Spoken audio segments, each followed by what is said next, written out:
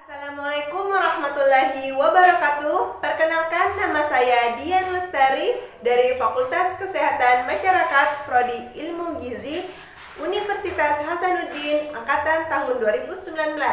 Nah, di sini saya akan menjelaskan uji molis pada karbohidrat. Tetap disimak ya. Sebelum kita melakukan praktikum uji molis pada karbohidrat, saya akan menjelaskan sedikit mengenai uji molis.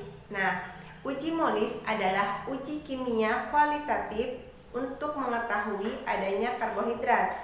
Kenapa dinamakan uji molis? Karena penemunya yang bernama Hans Molis. Nah, Hans Molis ini adalah seorang ahli botani, biologi, biokimia, dan fisiologi yang berasal dari Australia. Mungkin hanya itu penjelasan sedikit mengenai uji molis pada karbohidrat. Simak video selanjutnya lagi. Oke, baiklah, di sini saya akan menjelaskan tujuan dan prinsip dari uji molis pada karbohidrat. Nah, uji molis memiliki tujuan yaitu membuktikan adanya karbohidrat secara kualitatif. Nah, adapun prinsipnya yaitu karbohidrat oleh asam anorganik pekat akan dihidrolisis menjadi monosakarida.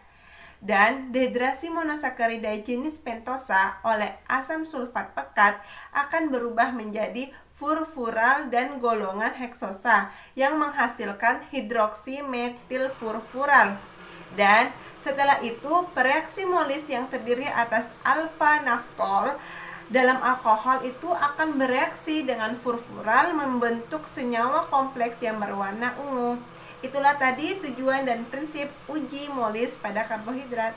Simak selanjutnya lagi ya. Dan bahannya yaitu amilum, glikogen, dextrin, sukrosa, laktosa, maltosa, galaktosa, fruktosa, glukosa, arabinosa, masing-masing dalam larutan 1%.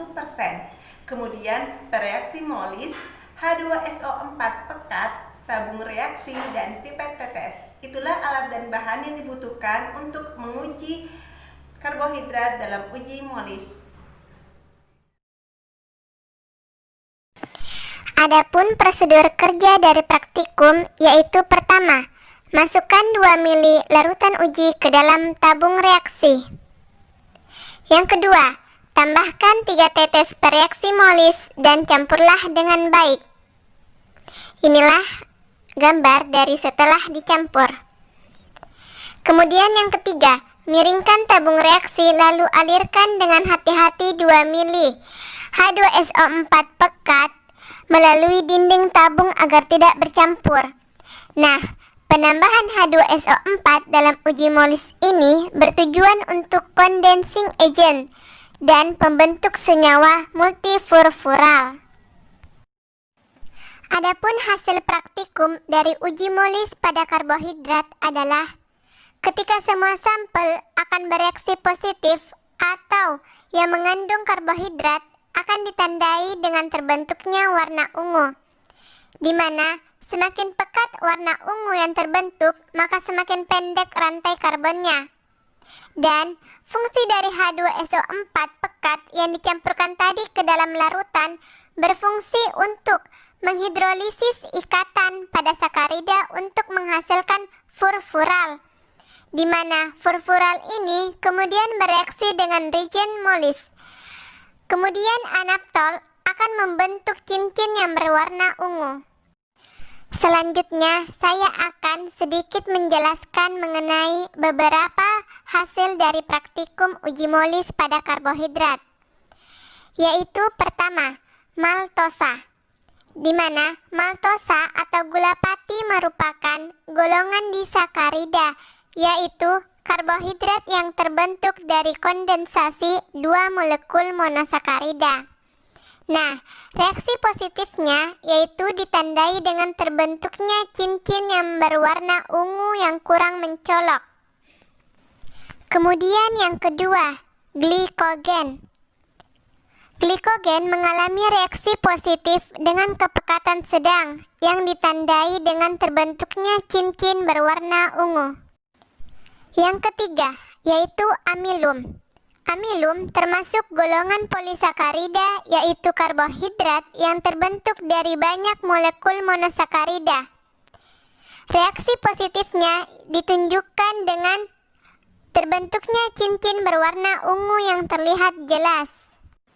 Itulah tadi sedikit penjelasan dari beberapa hasil dari praktikum uji molis pada karbohidrat. Selanjutnya kesimpulan. Adapun kesimpulan dari uji molis pada karbohidrat yaitu berdasarkan hasil yang didapatkan menunjukkan bahwa semua larutan yang diuji yaitu amilum, glikogen, dekstrin, sukrosa, laktosa, maltosa, galaktosa, fruktosa, glukosa, dan arabinosa adalah karbohidrat. Hal ini terlihat jelas dengan adanya perubahan warna pada tabung reaksi yang berisikan larutan karbohidrat tersebut. Larutan yang bereaksi positif akan memberikan cincin yang berwarna ungu ketika direaksikan dengan asam sulfat pekat. Inilah beberapa referensi yang saya gunakan untuk membahas uji molis pada karbohidrat.